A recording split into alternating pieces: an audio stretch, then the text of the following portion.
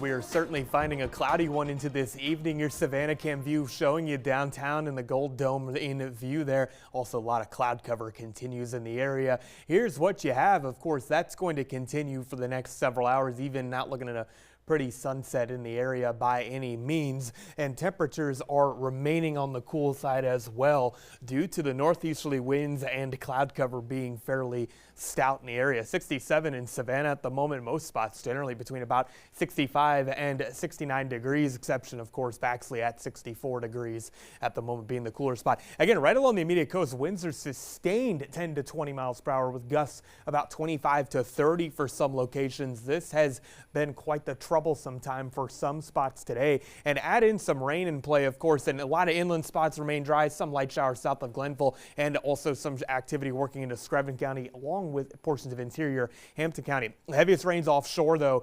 Some of this is going to try to make it in, but this is going to be a light shield of rain generally along and east of I-95, and light showers are going to come in before that. So not thinking widespread rain by any means for much of the area. That heavy shield of rain goes mostly northward and into this weekend. Again, a 30% chance of passing light rain showers as well. Cool starts and mild afternoons. Not thinking much sunshine even pops out until late in the day Sunday, where rain chances are still in play. So we still have a long way to go until we get sunshine and warmth back into play.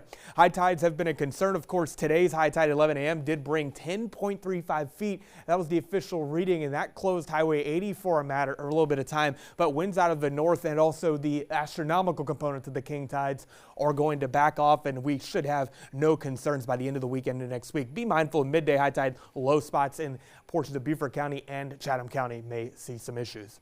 Low pressure is developing to our south, and that initial shield of rain is just to our east, but more in the way of those showers continue. The Vipercast does bring activity into play, and those winds out of the northeast are also going to be around as well. And again, very hit or miss in nature by the time you get into the afternoon. Not all hope is lost. Look, guidance is thinking of another particular band of rain setting up Saturday night into Sunday. Now we look into Sunday, low pressure is already well to the north, but a band of wraparound moisture on the west side may create a bit of an unsettled one at times Sunday. Not a ton of confidence in that just yet, but we'll keep an eye on that, of course. But we're going to be a little while until we are dry.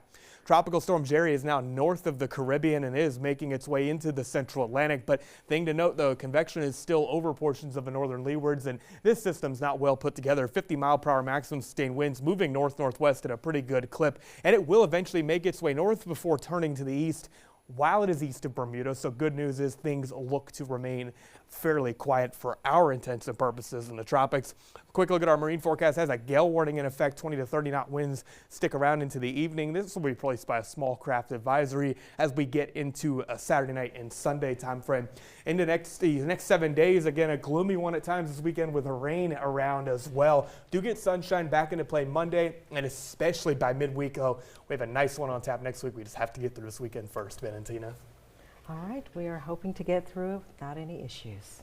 Thank you.